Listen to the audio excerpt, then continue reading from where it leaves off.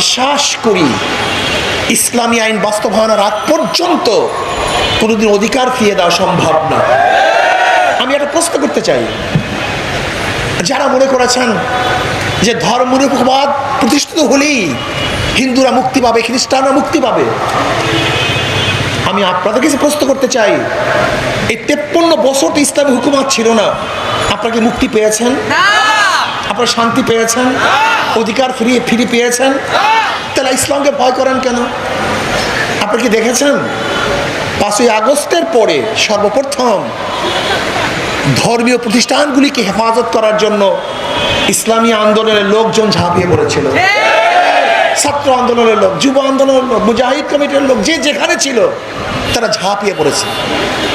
এখন প্রশ্ন করতে পারেন, মসজিদ পাহারা দেওয়ার প্রয়োজন হয় না, মন্দির পাহারা দেওয়ার প্রয়োজন হবে কেন? আসলে মসজিদ নিয়ে কেউ রাজনীতি করে না, কিন্তু মন্দির নিয়ে হাজার মানুষ রাজনীতি করে।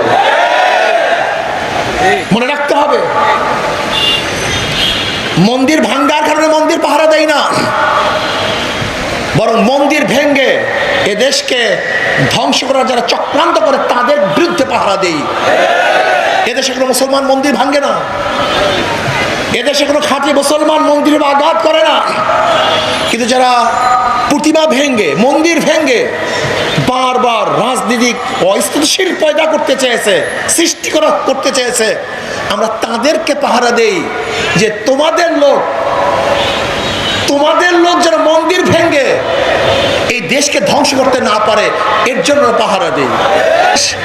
চাঁদা মুক্ত হয় এদেশ, ডাকাতি মুক্ত হয় এদেশ, মিথ্যা মামলা মুক্ত হয় এদেশের প্রত্যেকটা মানুষ অধিকার ফিরে পায়।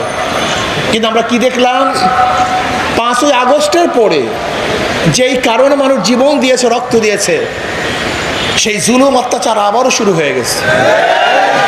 সেই অত্যাচার আবারও শুরু, জ্বালাও পোড়াও, দখলদারি, চাঁদাবাজি, মিথ্যা মামলা।